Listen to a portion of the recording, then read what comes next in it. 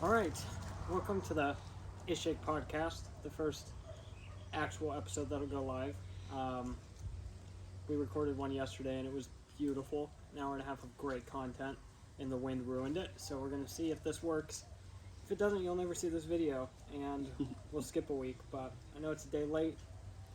We're trying here. It takes forever to upload these long videos.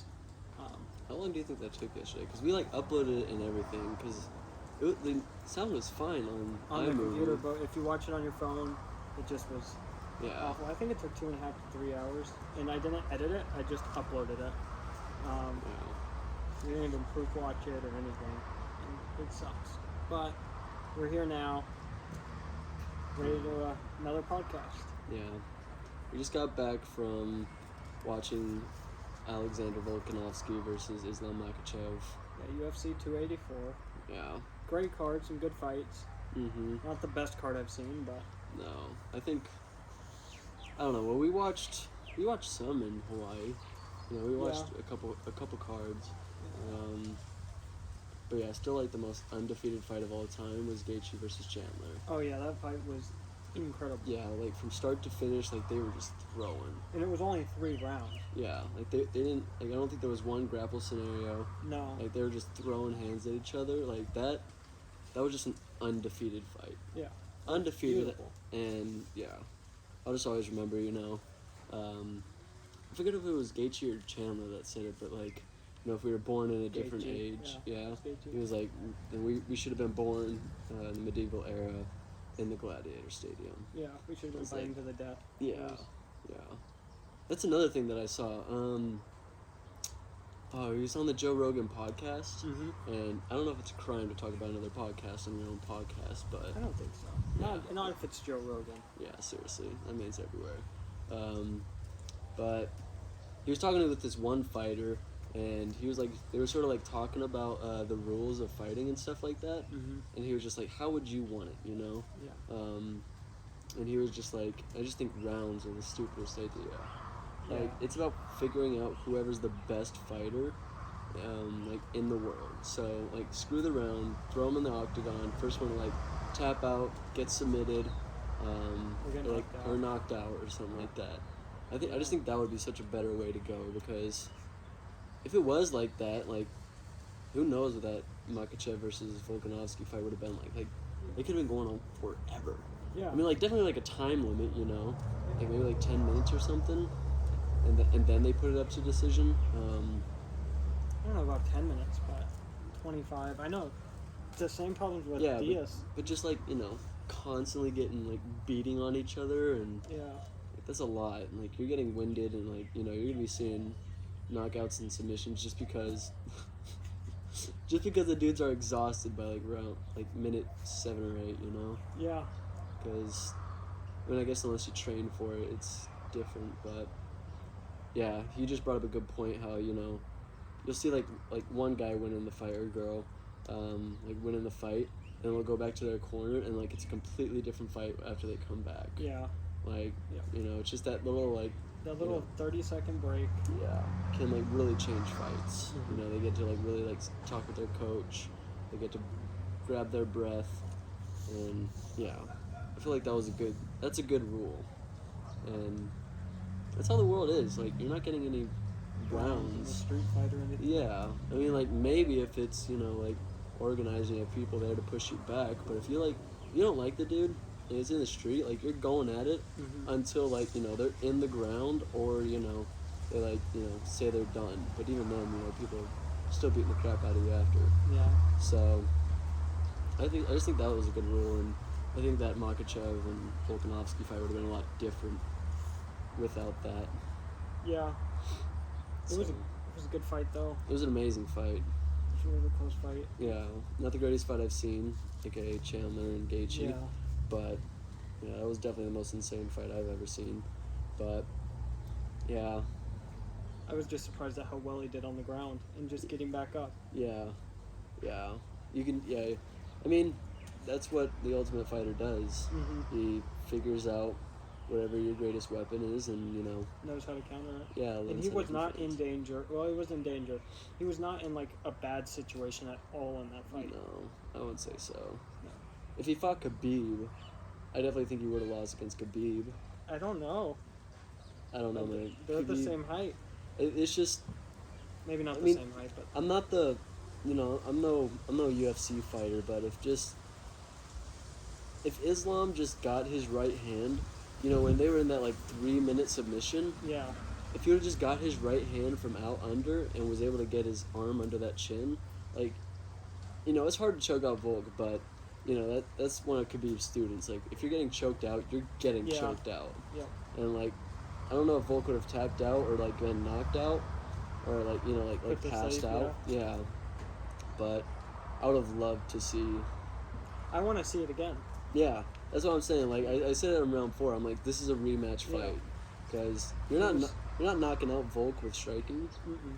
and you're not submitting Islam. Yeah, So it's like one of the best strikers against one of the best grapplers. So that last scorecard was awful. It was awful. yeah, A 49-46 round in that close of a fight was, card. yeah, that's An ridiculous. Like that's someone being paid off.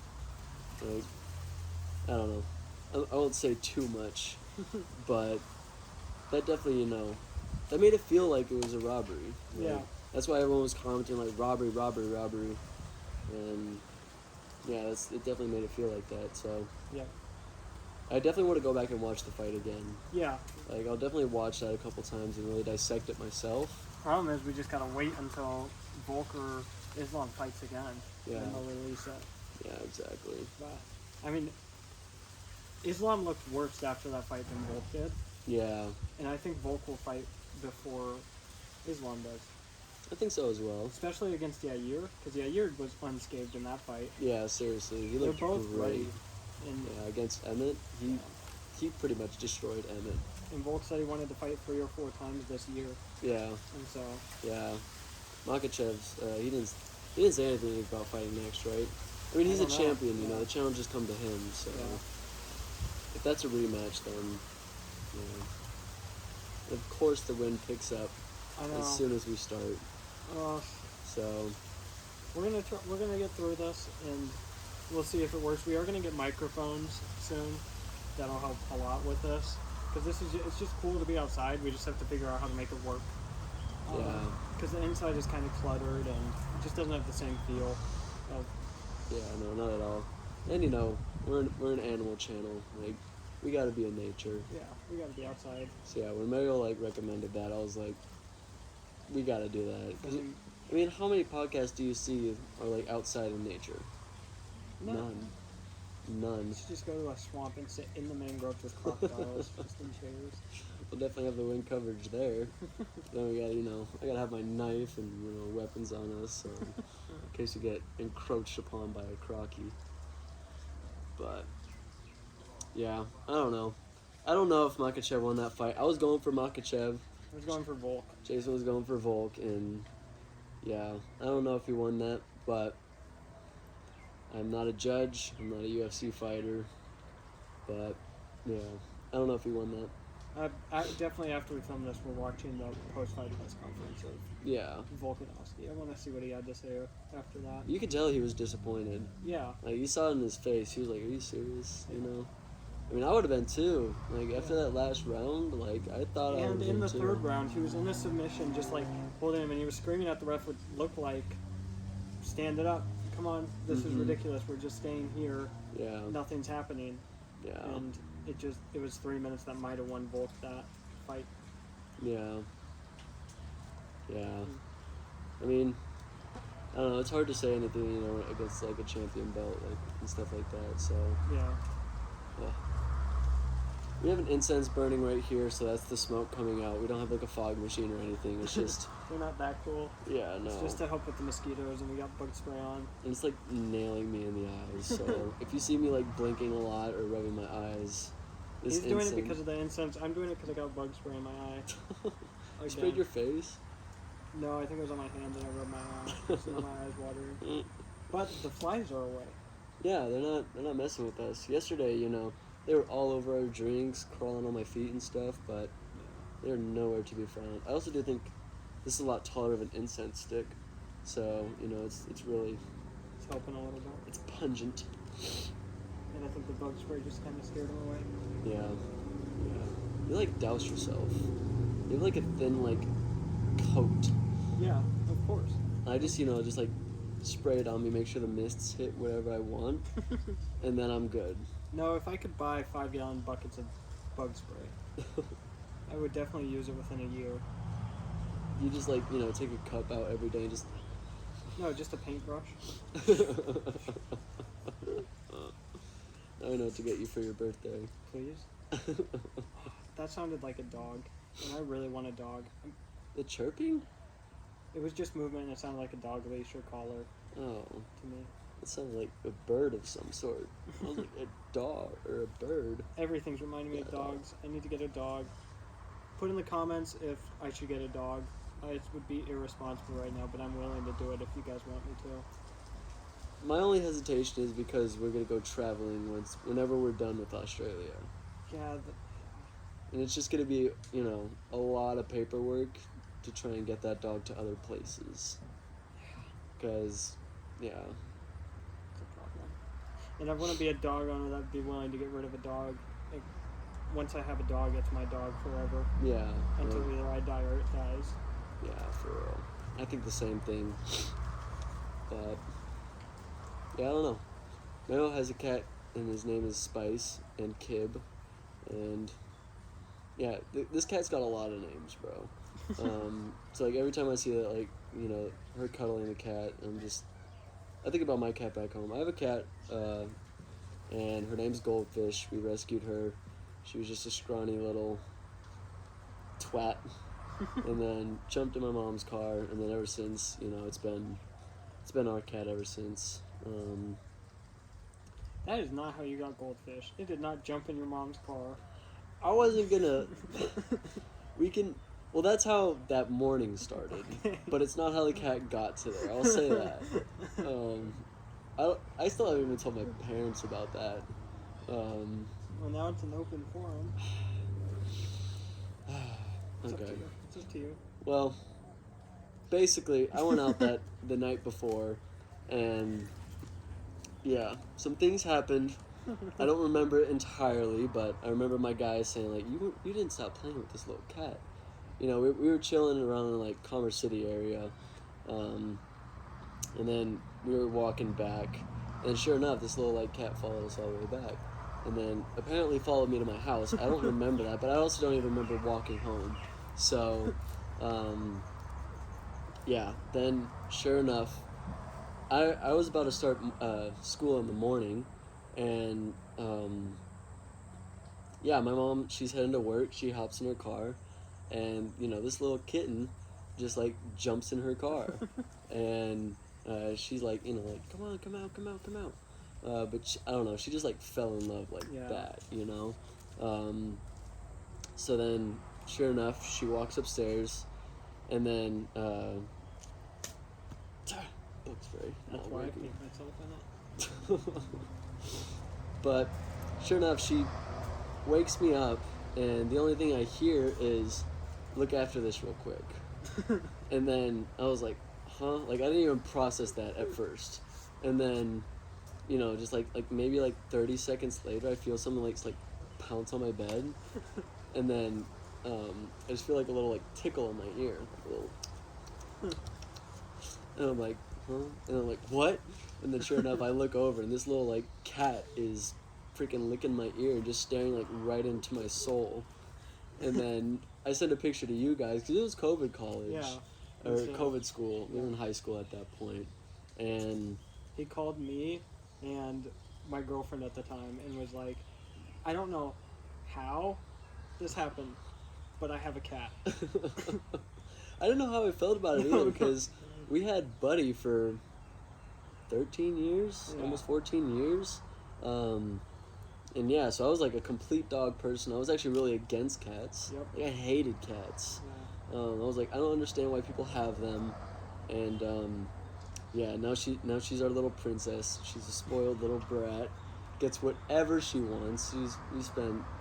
I spent hundreds because I was the one paying for all her vet bills at the start because the entire deal was you know, if we were to keep this cat. Oh yeah, because your dad was so against. The Yeah, idea. he was like, no, we just got. I was about to say we just got rid of Buddy, Yeah. but no, like That's probably how he phrased it. yeah, he definitely like meant to say that, but he was like, Buddy's gone now. You know, like it's only been like 6 months since he passed, and like I don't want to do another animal, and Yeah. cats live Forever. longer than dogs, Yeah. so the whole deal was that if I took this cat to college with me, when I moved out in like, I don't know, it was like maybe 8 months, yeah, 9 something months. like that, like 8 months ish, and like if I took the cat to college, then we could keep the cat.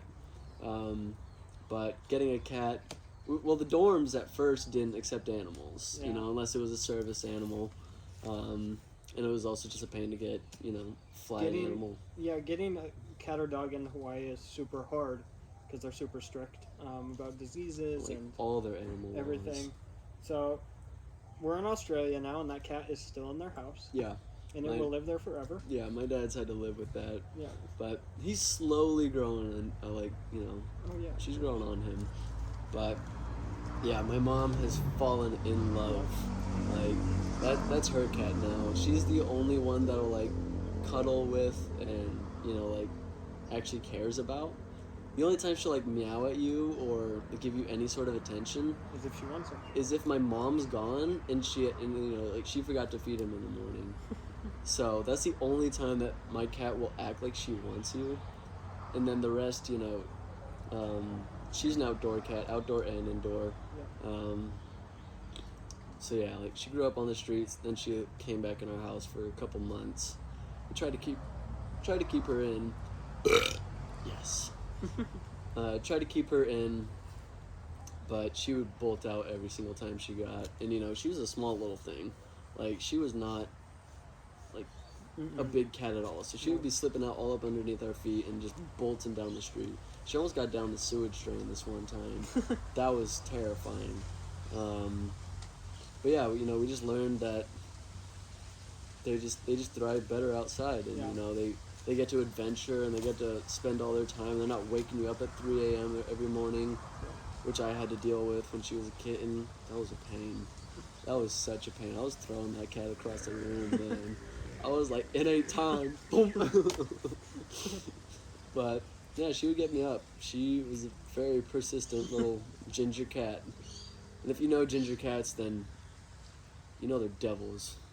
Absolute spawn of Satan. The same thing happened with me and May, and there we went to Yeah, pet shop to look at fish. We weren't actually going to get any animals, and Maeve saw this cat, or I showed her this cat, knowing what I would do. I can admit that. I was like, I can do it. And she fell in love with it, and she really wanted it, and she gave very good reasons on why we shouldn't have a cat, and I just countered everything with better arguments. And yeah, we came home with this cat, and Of course, you're an animal guy. yeah, This is what you built. I was for. able to convince her. It did not take a lot. And that cat was not happy in the car ride. Like it sounded like it was dying, like Oh, a yeah. devil. And then we got it home and it hid for the first like 3 days. And then it got used to us, and then just started going outside. And then I left for. We were trying to keep it inside, and then I left for Alaska and Colorado. And May just called me and was like, "Yeah, Tokyo's an outside cat now." And then he was just an outside cat, and we threw him outside in the night when we wanted to sleep and when we weren't home. But when we were home, he would meow outside the window, and we'd let him in. He would eat and then go back out on his adventures. Yeah, And I fell in love with cat, which I didn't think I would do either. and they always come back. Yeah, Like they're not dumb like dogs where they're going to uncharted territory. yeah, Like they'll stay around your block or I don't know your Area. forest like Yeah. in Hawaii. But yeah, they'll always come back. They know where home is. Mhm. They're not dumb. Dogs, they'll just start running in a direction and they don't stop until they're like, "Oh boy, I'm tired." And then they look Yeah. around, they're like, where am I? "Where am I?" Yeah, that happened with Buddy a couple times, but I remember that when my mom would just drive to your house, be like, "I have Buddy." yeah, for real. We had a bunch of our neighbors, like every single neighbor in our hood knew Buddy. The same thing happened with Nairobi, because she would hop like the fence Mhm. to her friend's house, who's also, I don't know what dog it was, and she'd just have play dates over there and then come back. And Yeah. her puppies have followed. They know how to climb fences. Yeah, if you're in the hood, you gotta know how to hop fences. Yeah. That's just a fact. Like, I remember in Utila, like, we were playing this balloon game, to where, you know, you gotta keep the balloon in the air. Mm-hmm. But we were walking down Main Street, we were heading to the bars and stuff, and, it was like 5 of us. So there was like me, Mare, Julia, Nico, and Sydney, I think. And we were just walking all down Main Street. It was at like 10 o'clock at night. Mm-hmm. And, you know, every now and then the ball would get hit over into like a yard or something like that. And everyone wanted to hop the fence. So, like, you know, they all be like trying to like find a way to, you know, get their feet in. And but I just, you know, put my hands on there, put my feet in, just like fly over that fence and show them what I was about. That I never thought that those skills would come in handy. No. But like besides like running from something. But yeah, they sure came in handy because I was getting that balloon every single time. And Me and Braden used to do this dangerous game with this like Rottweiler pit bull mix. It was like a huge aggressive neighbor dog, and the neighbor had told us, "This dog's aggressive. Don't pet it. Don't come near it." And we would shoot our Nerf bow and arrow bullets over the fence on purpose, peek over the fence, and then one of us would hop the fence, run, grab the dog ball, and as soon as we're grabbing this dog's ball, the dog's already running at a young child. yeah, We'd throw it as the distraction, and it'd go chase after this ball because dogs are dumb. And then we'd run and get like the arrow and try to hop the fence before the dog got us. you were just trying to get that dog put down, weren't you? Looking back, it was awful. It was stupid, but there were never any really close calls. Was it the Rottweiler that lived right next to you? Yeah. That would like always bark at you if you're walking down the alley? No, not that one. It was a different one. Oh, okay. It was when we were in Swansea. Oh, okay. Yeah. It was Yeah. very interesting. I remember that dog that would always bark at us. Yeah, We and then walked it just down the alley. disappeared, and I don't know if animal control came and got it or what. Yeah, because but- it sounded vicious. It Yeah. was a big dog, too. Yeah, and nobody liked it because it just couldn't do anything. It got out once and was scared of my dad, surprisingly. Oh, jeez. Really? Yeah. Hmm. I did not see your dad being intimidated by a dog. No. And then there's you. That dog's not in the game. I used to walk down the alley with like my CO2 airsoft pistol in case it got out when I was throwing trash. Mm. Can we please tell them the story on why you're a little scared of dogs now? Please. Yeah, okay. So I had never had like a fear of dogs, and even now I don't really have a fear of dogs. There's just some certain aspects of a dog coming at me. Such as their size. Not necessarily their size, just the way, just their, without a tail wagging and just kind of running towards you, or if they're barking. Those two things I don't love. And so I was walking back from Cross Purpose once, where I was babysitting. I got let off early. My parents had just left for the mountains, so they were like an hour and a half, 2 hours out. And I was like, all right, I'm just going to walk home so the babysitter doesn't have to come pick me up and all this stuff. I don't remember how old I was, but... And then I see this dog, and as an animal person, I was like, oh, I gotta save this dog. And so I start walking down this alley after this dog, and it's just barking at me and then running back. And this was completely my fault. It wasn't a stupid dog. I should have turned away. But I was very persistent and wanted to capture this dog. And I was already halfway down the alley, so I was like, all right, I'll try till I'm at the end of the alley, and then I'll be on MOK, and I'll just walk the rest of the way. Well, the dog got back to his yard, and was like, if he crosses this line, I'm gonna bite him. And I crossed the line, and he runs down the alley, and I run away, and he jumps up and bites my leg, and cuts it open. I used to have a scar. I don't think I have a scar anymore, but like cuts it open. Oh, it's covered by a tattoo. It's right below a tattoo. I have a scar. Yeah, I see it. It bit me so hard there wasn't any damage to my pants. There were no holes in my pants, just to my skin. And so this really like sketchy family came out and was like, yeah, let's go in. And I walk in, and it was just really, it was weird, but I had just been attacked by a dog, and I was like not going to refuse help, as I think I was like 12 or 13 or something like that.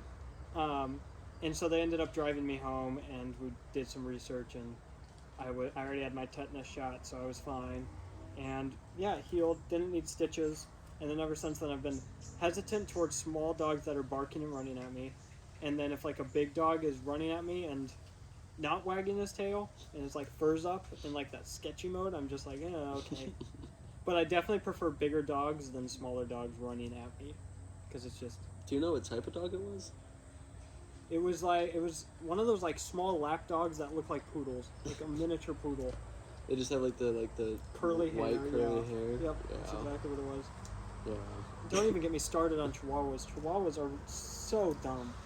Chihuahuas are an abomination. That used to be a wolf, and you created that.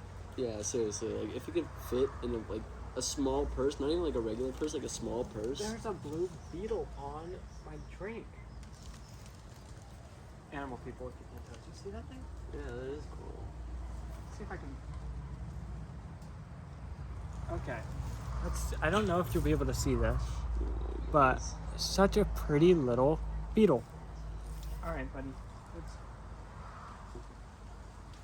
Rest in peace, little blue beetle. He didn't go in my drink, but he fell. Possibly a catastrophic distance, but I don't know. He probably survived. Dude, I heard that.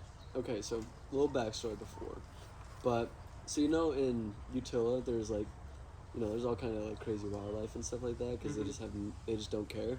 Yeah. So we had these tarantulas everywhere, and in the first month that I was there, I was like me and Nico were like the animal relocators. Or no, because Nico wasn't there for the first month. So I was the only guy in the group, and Maxime wasn't really touching him either. So I would be the one to relocate like tarantulas, crabs, like spiders and stuff like that, all out of the apartments. And I would do it by a broom, and I pick up this tarantula with the broom, and then I just like fling it, or like not with the dustpan. It had like a long handle. I pick it up and I just like fling it into the backyard, and then thought absolutely nothing of it. And then I think like 2 days passed, and then we're telling this to our research assistants in Wazork, Whale Shark Oceanic Research Center, and she was like, "How'd you get rid of the tarantula?" I was like, "Oh, I picked it up with the dustpan and I like flung it out of the back, so it didn't bother us anymore." She was like, if like they're dropping from high heights, like they explode, right? And I was like, "Huh?" And she's like, "Yeah, if they're falling from like, high heights, they just." So I knew they could be damaged by dropping from high heights. Yeah, me too. But I was like, that is totally bizarre. But I still don't know if that's right. But I never relocated a tarantula like that again. Because one, that's just mean. I brought my look this to up. look it up. But no, every single time after that, I just like let it out into the yard and just let it bug off that way. And also I just learned a love for tarantulas as well. I was the same way in.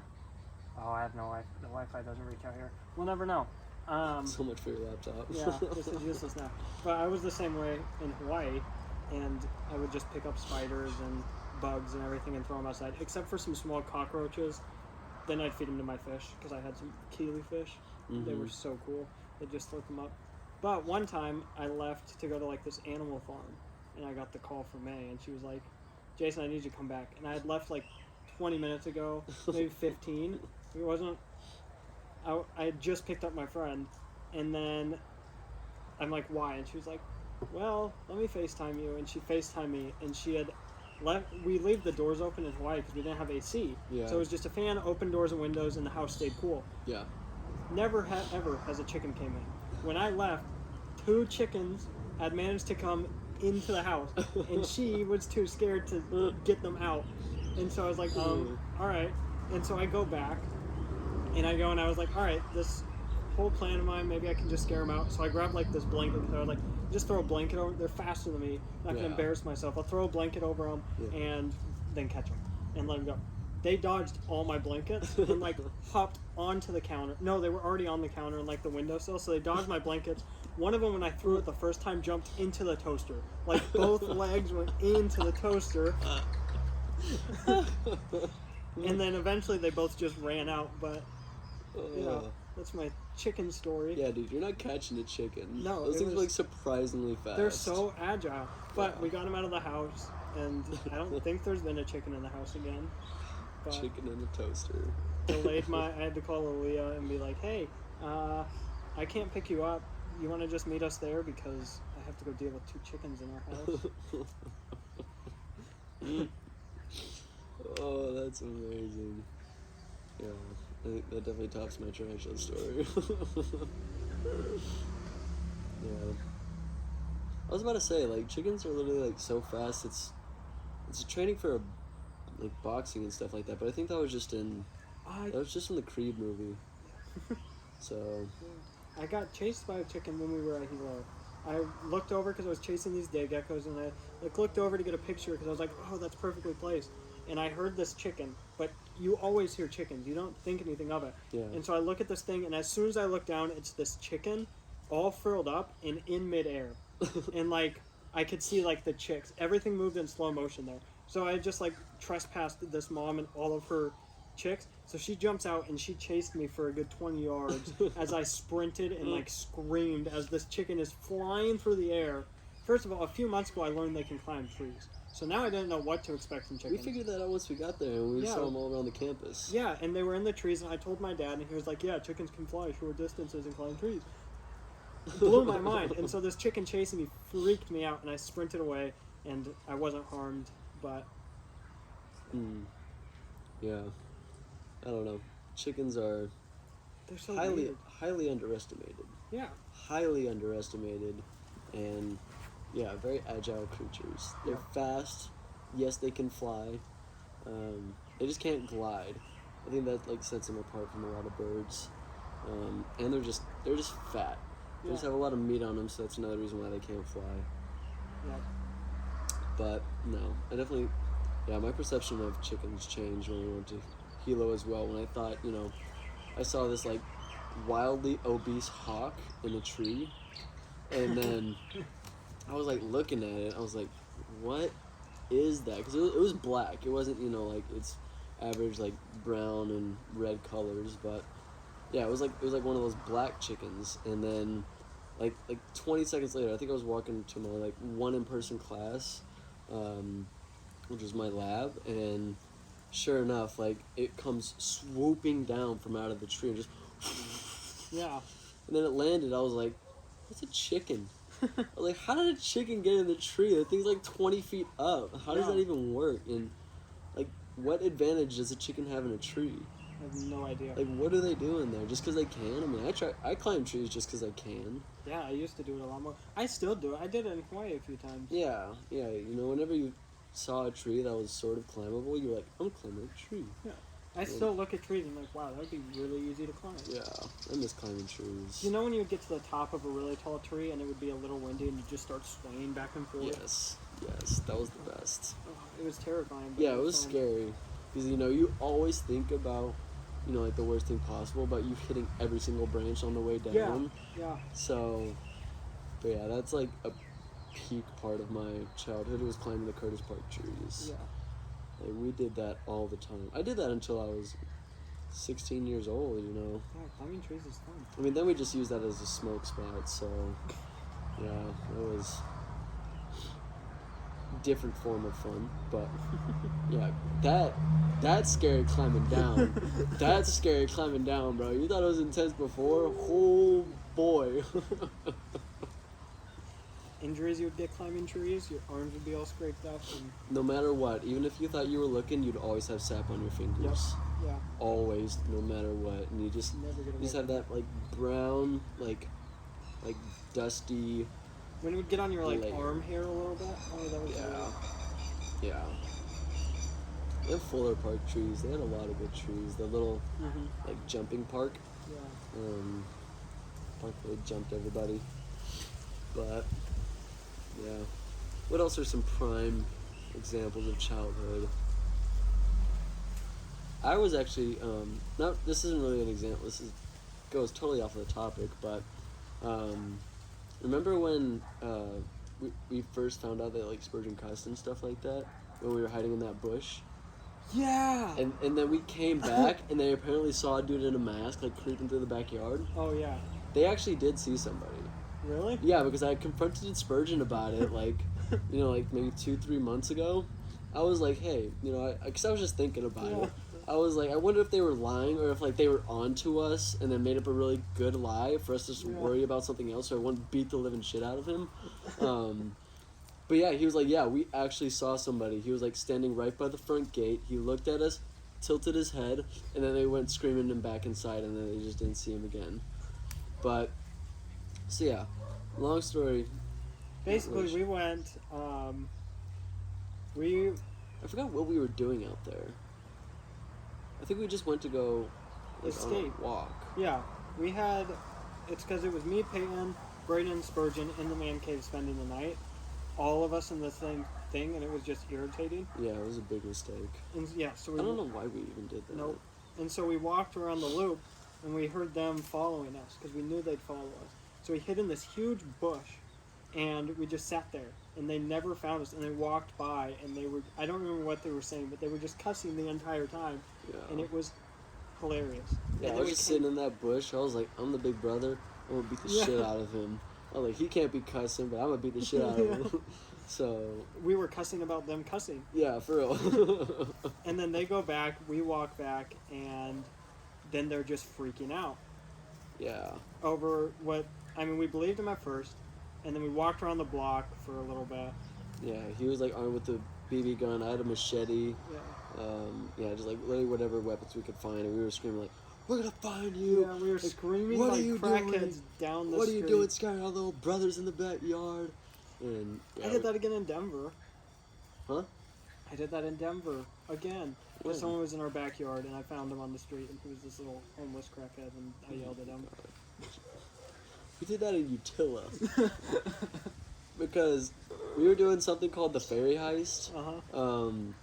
To where we climbed up into the Utility Dream ferry, like just because we could, and then sure enough we went in the cabin, stole like so many snacks, like Oh my God. Snickers bars, Skittles, like it was amazing because in Utility you don't really like get American candy like that, and if you do it's hella expensive. So yeah, I had Snickers bars for days. Like my pockets were filled with Snickers and Skittles and like sour Skittles and stuff like that. But in order to climb up it, you had to like sort of walk and climb on the rope that was tied onto the dock. Mm-hmm. So then we took everything out of our pockets and put it by this light post, like phones, wallets. I dropped my watch there, my manhood watch. I dropped it in the ocean, and I just never saw that thing again. So I'm really sad about that. I still haven't told Hudson about that, and I'm just I'm still heartbroken about Oh, that. your It was- wedding gift? Yeah. Yeah, that's still messing me up to this day. But it's kind of got me with Mariel. So so yeah, we're up there, we're chilling, like maybe 30 minutes go by, just eating all this free candy. And this dude comes out, the dude who stays on the boat for security, and then we hear him coming down, so we bug out. We grab some of our stuff, and then Mariel's like, "Where's my phone?" And I think she was also missing her wallet too and stuff. And yeah, sure enough, I mean, we saw this dude sort of walking down the little dock area, and then sure enough, this dude jacked all of her stuff, like her phone, her wallet. I don't know what else she had, but yeah. And then basically we were like, okay, we'll deal with this in the morning. But Mary was heated about it. She was like, I want to find this dude. So then we go back, we get somebody else's phone, we try and find her phone on, find my iPhone, and, we're trying to, track down this location, and, I'm, armed with my knife, we're going up, we're banging on doors of people that are, where the last location was. Uh-huh. Yeah, we woke up some really nice people, unfortunately, because this was, 2, 3 a.m., and, but yeah, I had my dive knife, in my back, I just had my swimming trunks on, like usual. But yeah. Did you get it back? No. No, we were out for 2 hours walking around barefoot and armed with knives and stuff like that, trying to find this dude that took all of her crap. And you never found it? No, we did find it. It's just we told Gabby about it, which was one of the head of Resort, and yeah, she contacted the police, and then we got all that figured out. But yeah. She said I looked like a badass, and I was the one banging on the doors and stuff. So, and now I have a girlfriend, and we just hit 5 months, so all worth it. All worth it. Thank you. So yeah, I don't know. One day we're gonna do that, and we're gonna get Shots. so messed up. Yeah. We're not gonna live to tell the tale, but we've had all these stories of us looking for people, not finding anybody. Yeah, I've only found the person I was looking for once. Yeah. I mean, I found a dude on my security job that freaking sprayed poop all over the bathroom walls. So yeah, I had to like go hunt him down throughout the lobby and stuff like that. And sure enough, he was hiding behind this like curtain in the little theater room. And I was like, "What are you doing, dude?" He had like his clothes all sprawled out. He wasn't naked, but he just had on like his t-shirt and some boxers. I was like, "What are you doing?" And he's like, "Oh, I'm just checking out the sound equipment, man. It's really cool." And I was like, "You need to go." I was like, "I know what you did in the bathroom." He's like, "What are you talking about?" He's like, "I know what you did in the bathroom." And he's like, "All right, man, I'll just leave." And I was like, "Yeah, all right, let's go." Yeah, man. Oh, I hated that security job. But it taught me how to push people around, which was nice. Because, you're armed and... Well, I didn't have a gun. I wish I had a gun. Did you at least have a taser? I had a baton, flashlight, and pepper spray, or mace. Only had to use my mace once. Really? Yeah. It was at one of our craziest spots, True Hotels. And sure enough, we saw him on the cameras at first, and he's just in the alley, and he just has a metal pipe, and he's just like banging it on the ground, he's banging it on the wall and stuff like that. So, obviously like cracked out. He was smoking foilies or whatever. So I come out. I'm about. Oh my gosh! I found a caterpillar. Okay, continue. You get so distracted by the littlest things. But hey, we're animal guys, so I won't get mad at you for that. But yeah, sure enough, I come out and he's screaming. We can't tell on the security cameras; it doesn't pick up audio. He's screaming, he's yelling, he's banging his pipe still. I'm like, "Hey, what you doing? What you doing?" And I couldn't even tell what he was saying. It was like he sounded like Gurgi. If you've ever seen The Black Cauldron, he sounded like Gurgi. He was like, I was like, "I don't know what you're saying, but you gotta go. You just gotta go." And then he was like, what is that, man? And he just starts charging me, and then sure enough, I just pull out my mace. I'm like, "I'll mace you." I just said, "I'll mace you." I had to say that like 3 times, but he just kept coming at me, so then I just started dinking him up. I was hitting headshots for days. And then, he drops his metal pipe, he just goes recuperates, and he just starts walking down the alley. But so yeah, never saw him there again. But yeah, that's the only time I had to use my mace, and it's so much paperwork. Like, Yeah. I wonder just how much cops have to do and stuff like that, because that's a whole incident report, and it sucks. So, only time I ever had to use my pepper spray. Only use your baton if you're in a life-threatening situation.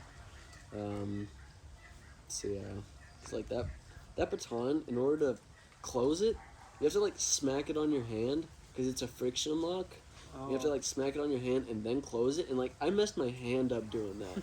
When I was like learning how to use it, and because like I need to know how to use my tools. They don't give you any training.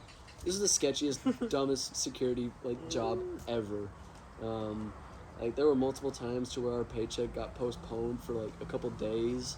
This one time it was postponed for like a week, and like everybody was flaming, the heads of this thing, and I won't say the company name, but yeah, I doubt they're going to be a company for much longer.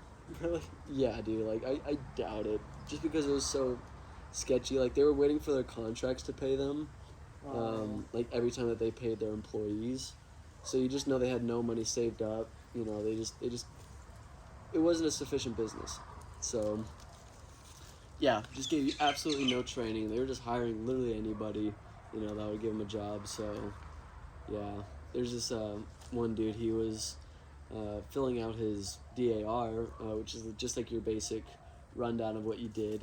If you don't need to fill out an incident report. Mm-hmm. And sure enough, he's on the roof of a building smoking a Black and Mild, and he takes a selfie of him while doing it. And we're like, one, why are you on the roof? Yeah. That is not part of any patrol. And yeah, just like, why are you smoking a Black and Mild? Like, you can smoke cigarettes and you can hit your vape and stuff like that, but just don't put it on your DAR, because then your contracts see that you're goofing off and doing whatever. So he was fired, so that was a good call. But yeah, it's just I doubt that company's gonna still be a thing in a couple of years. They might survive for a little bit. I mean, they really gotta start changing things up and hire some more reliable people because we always had a roster change. People were in and out of jail. Like I had to fill for this one dude because he was in jail for a week, and he didn't want me to tell, like the heads. He was like, "Hey, can you cover these 3 shifts for me?" Because like I'm getting locked up. Well, it was his girlfriend texting me. Oh.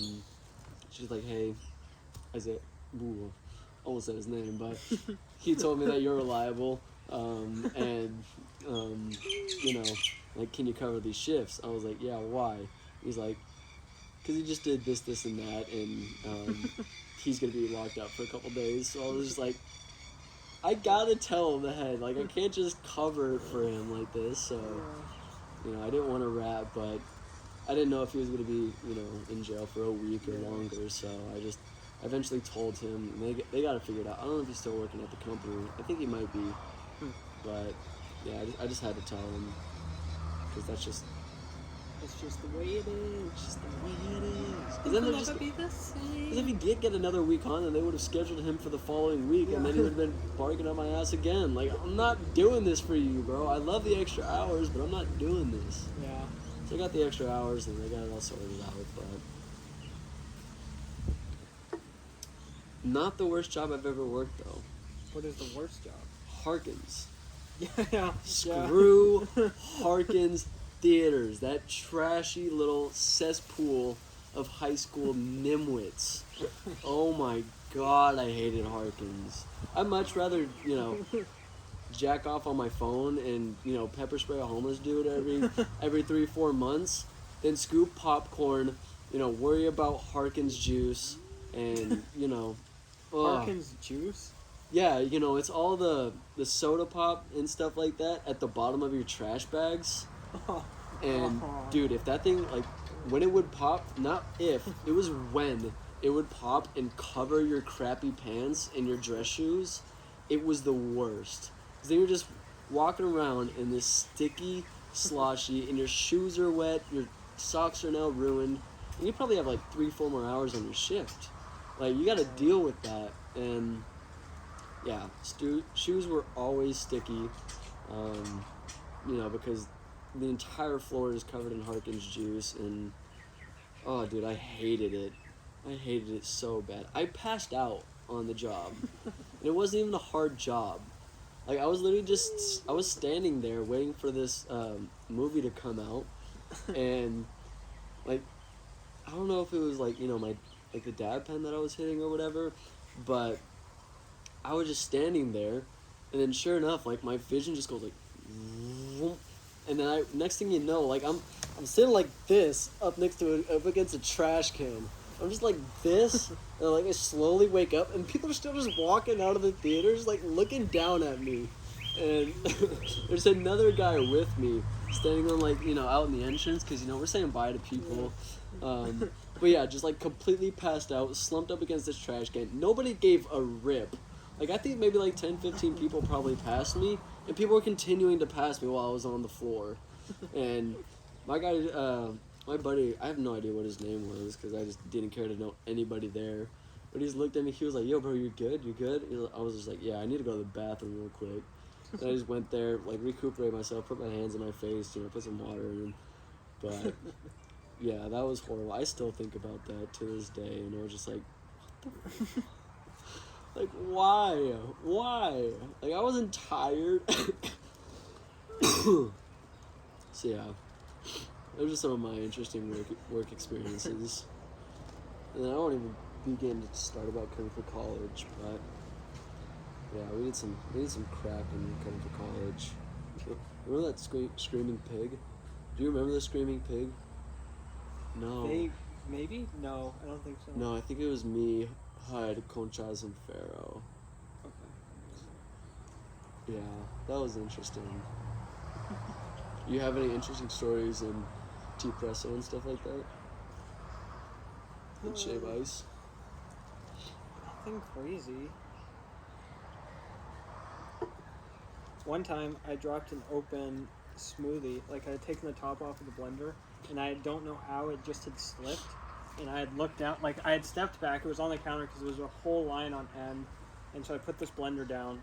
It was me and Beyonce, and I like see this smoothie start to like fall off, and I was like, so I go to catch it, but it falls before I can catch it, and I'm just looking Shoots down as it lands perfectly, just boom, and then goes way up. It goes like all over my face. It goes all over Beyonce's face, like just awful. And Maeve's lead, thankfully, and so we're just like laughing because I'm just like looking down. So I go to like clean it up a little bit, and I walk out to finish cleaning it up, and I feel stuff dropping on my head, and I look up, and just lava flow just falls on my face, and it's dripping from the ceiling, and so I had to like mop the ceiling. It was. I can imagine, you know, I'm waiting for my boba or whatever. I've eaten boba maybe like 5 times, but like I'm waiting for my drink. I'm just like walking down, you know, I'm on Instagram or something like that, and then I just look over. You're just looking down, and just get blasted in the face with like some smoothie. Oh, I'd start dying laughing. Like I don't care if I knew the person, but that would be hilarious. It was hilarious, and I wanted the security footage, but yeah, I ended up not being able to get it. Yeah. Yeah, that'd be interesting. I did the same thing at Chick-fil-A with lemonade. Walking with like a huge 5-gallon thing of lemonade, and I just slipped. I'd never with non-slip shoes, and I slipped and I fell and I poured the whole thing all over me right after we had closed. It was also hilarious, but a mess. Hit my elbow really hard. It was bruised for the next couple days. Yeah. All right. Run through your job resume and best and worst job. Okay. Resume first. Give us the timeline. Babysitting. Cutting for college. Chick-fil-A. Chipotle. T-Presso. I don't know why I clapped, but T-Presso. So are we going worst to best? Sure. Worst was Chick-fil-A. Second worst was babysitting. I can babysit certain kids, but there were a few I won't name that were just annoying and awful. Chipotle, but Chipotle wasn't awful. Chipotle was actually really fun. Yeah. Cutting for college, and then I enjoyed T-Presso the best, just because of the people. Yeah. Yeah, I can tell.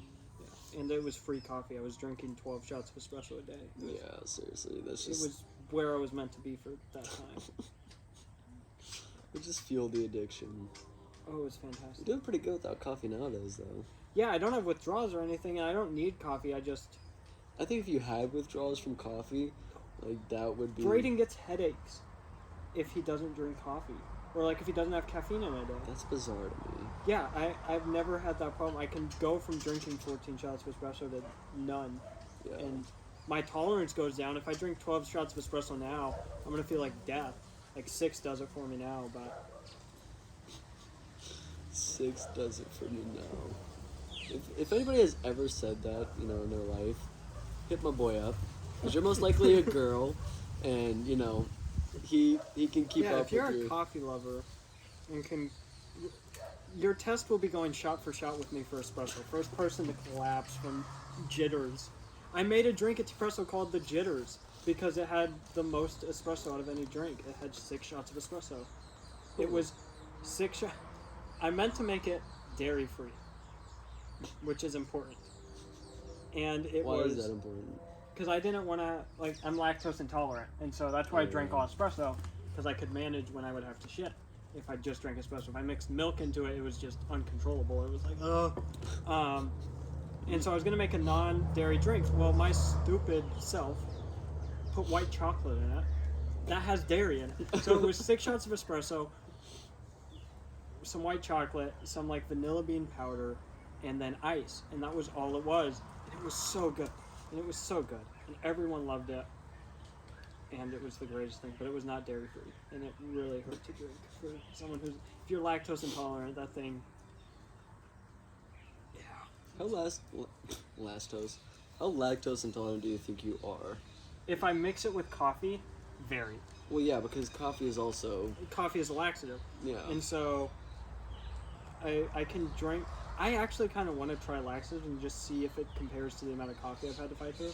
Because me and my friend used to talk about how, like, I'm not. Podcast idea. We both take laxative. See how far we can get. First person to tap out has to edit like the next like 5 videos. Yeah, I was on there. I was like, first person to tap out has to eat a caterpillar. No. That'd be horrible. He doesn't deserve that. No, he's actually just chilling in there. But Do you think he can't get out? there's one on my toe. Dude. I was about to say, what if caterpillars are cannibals? But I don't think they are. I don't know. If anyone knows, let us know. But what was I talking about? How lactose intolerant I am. If I mix coffee with it, very.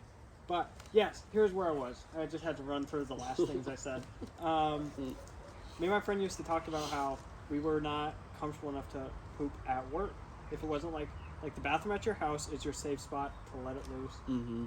Anywhere else, it's just not. Especially when you don't want to be that dude who has to go to the bathroom and then takes 10 minutes. Yeah, And then- especially in a rush or anything like that. So the only time I was able to poop at work was like a few times in the last like 3 months I was there.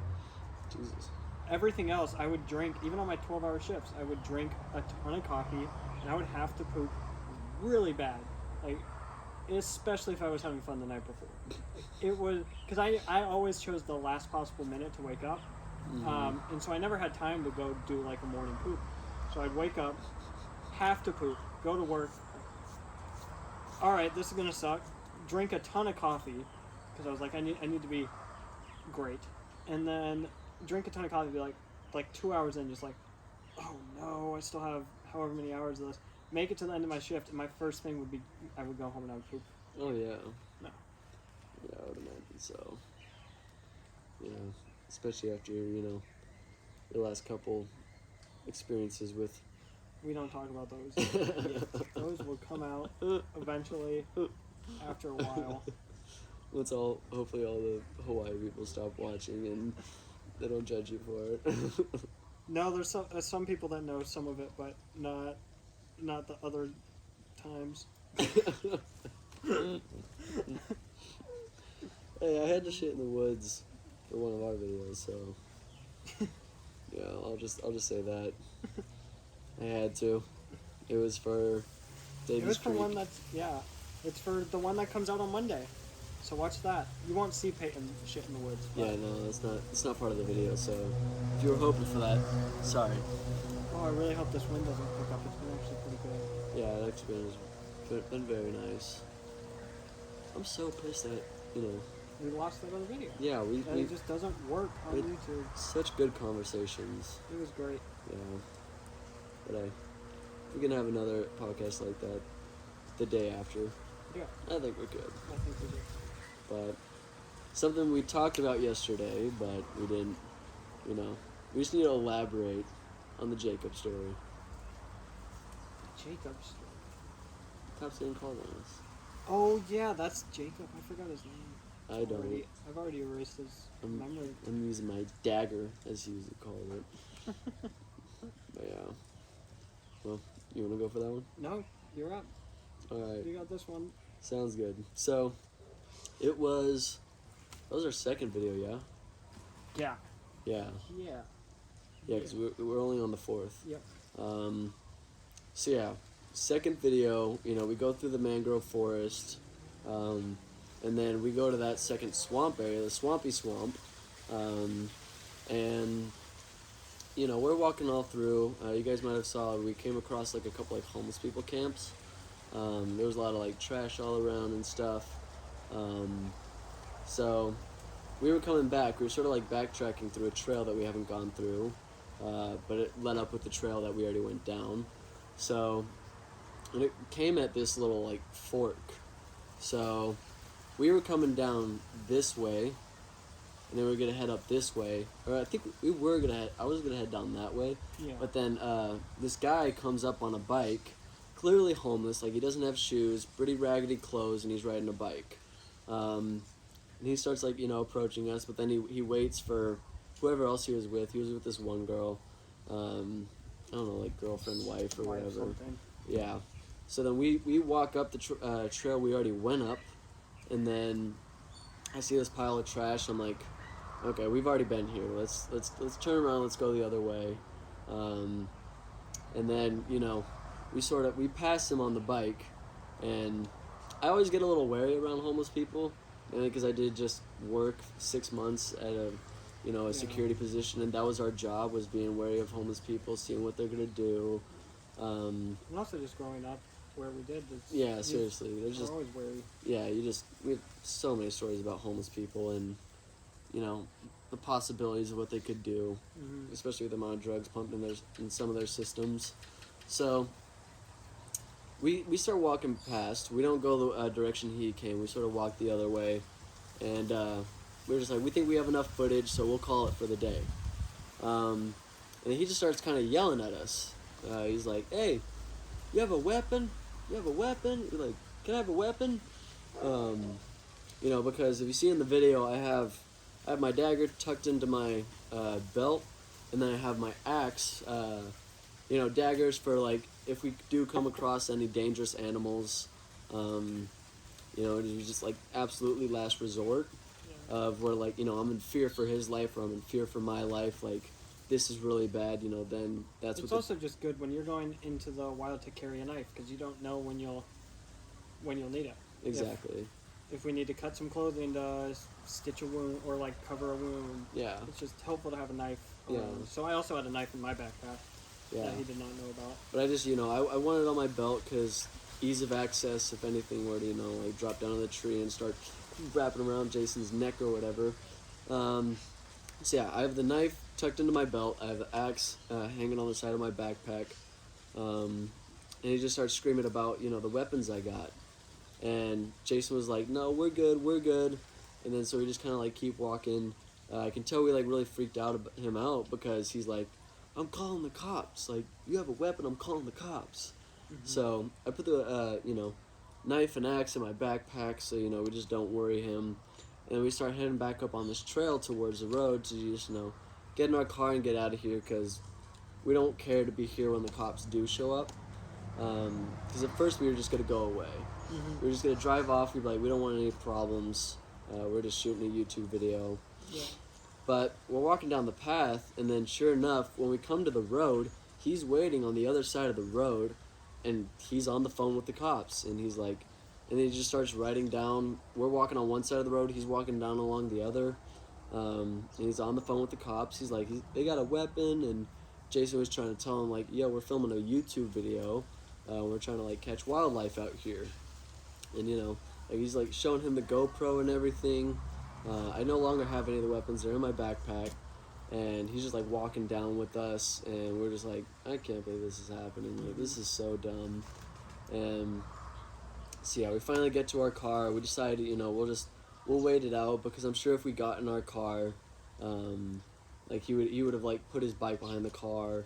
There was a car parked in front of us. So I'm sure he would have, did something to make us stay there.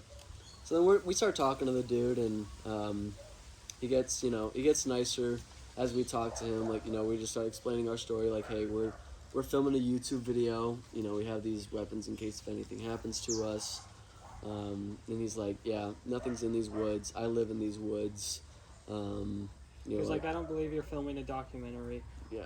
You're right, we're not filming a documentary. It was a YouTube channel, but it's fine. We're not filming a documentary at all. So, we wait there for, like, 20 minutes or so, wait for the cops to show up. And he's like, he gets really respectful. You want to tell him about the teacher? Yeah, I had him, like, talk down pretty well. He was like, "Hey, my bad, we didn't know this was this, and that." Like, we had him talk down to where he was actually having a conversation.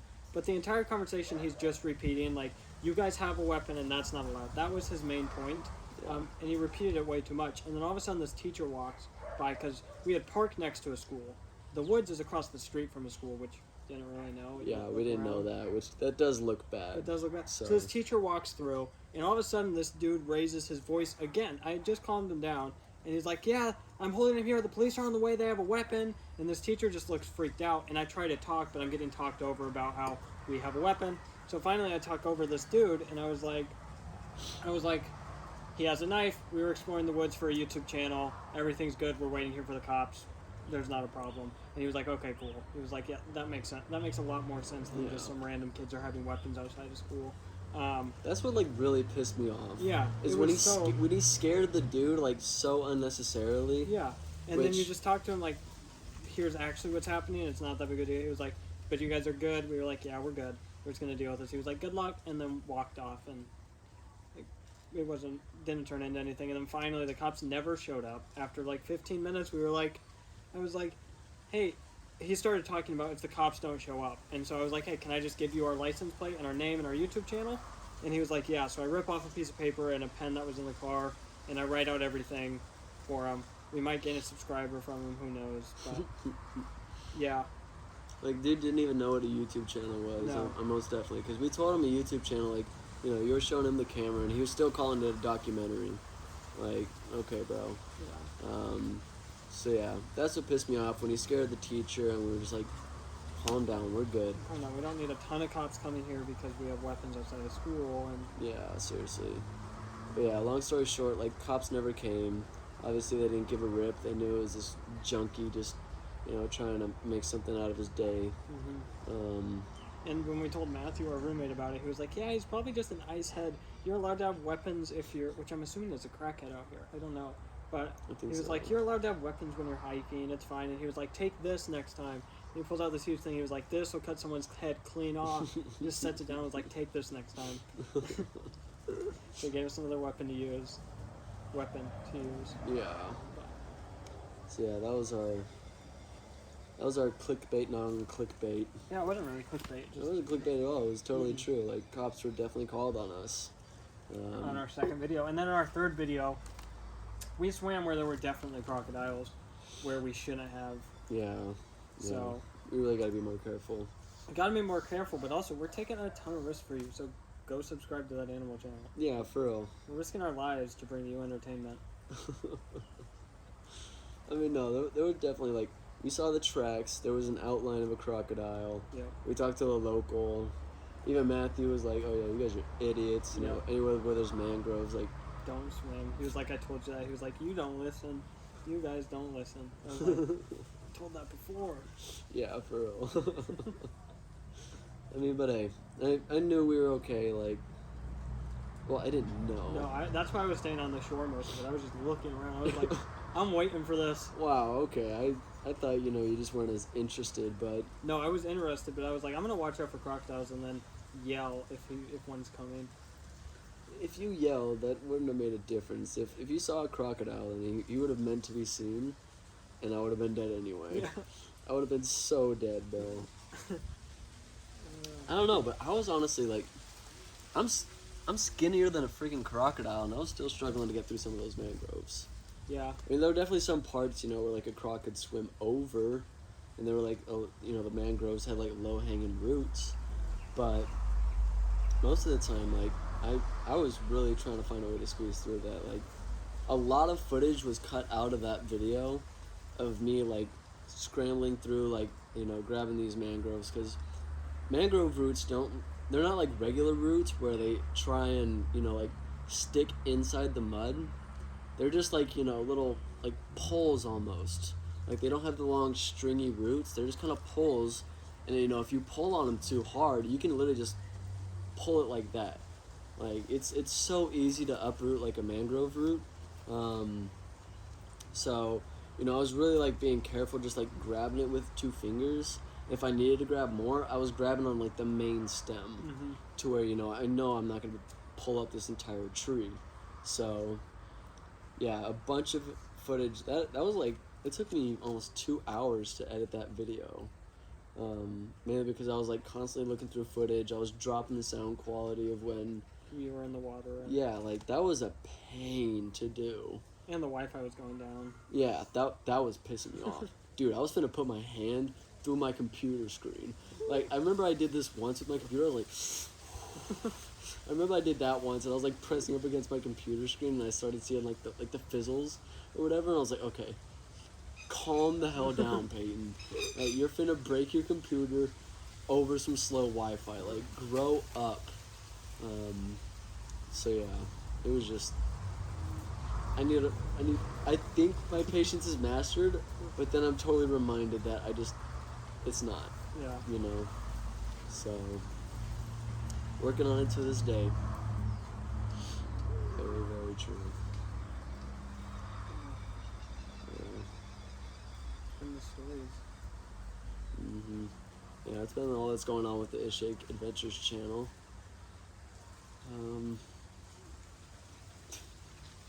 Do we have any other stories? I think that's kind of good. Yeah. I think so. Yeah. So this wasn't as long of a podcast as we wanted. We really talked over a lot of the stuff. Yeah, we yesterday. wanted to cover yesterday, and I think it's really annoying if we're just like spitting the same content back like that. Back and over again. Yeah. But yeah, we just and it like. wouldn't be genuine, so I'm glad we had good. Where did all of this stuff come from? On my arm. I was gonna tell you that, but you know, it was kind of. I don't know. I thought it was kind of funny. I have no idea what. I don't know what this is. Maybe it came from the chair. Oh, it totally did. Yeah, the crusty chair. The crusty chairs. Alright, that'll be all from us. Subscribe. Let us know what you want us to talk about for next time and what we can do better. And hopefully the sound is good on this one. Fingers crossed. Yeah, we got jobs. Oh yeah, I start on Tuesday at 8 a.m. volunteering. Yeah, I start on Tuesday as well. I'm calling the dude tomorrow. Mom's getting everything ready. But yeah, I got accepted at Dive Shop. He got accepted at Hartley's, a crocodile koala snake sanctuary. Yep, it's gonna be fantastic. I get to work with koala. So yeah, we have a lot of cool content coming from those places, but we got to get our boots on the ground with that, and And actually ask them first. And yeah, and we probably won't be available until the night, so we'll probably have some like night adventures going on the Ishake Adventures channel. Because I just don't know what our schedules look like, and I can't get this caterpillar out. well, we'll tip it over. We'll let him crawl out. All right, guys. Well, while Jason's fingering the statue, thank you for watching. Stay tuned for next week's episode. Sorry this was a day late. But yeah. we're learning, and this is really fun. And it was a fun way to have conversation. Yeah, I love podcast Me days. too. So much more than videos. Really? Well, just because of the editing process, and just like this is just kick back, drink some things and just talk, Drink something. All right, we're gonna try and get this caterpillar out. Thank you for watching. Peace.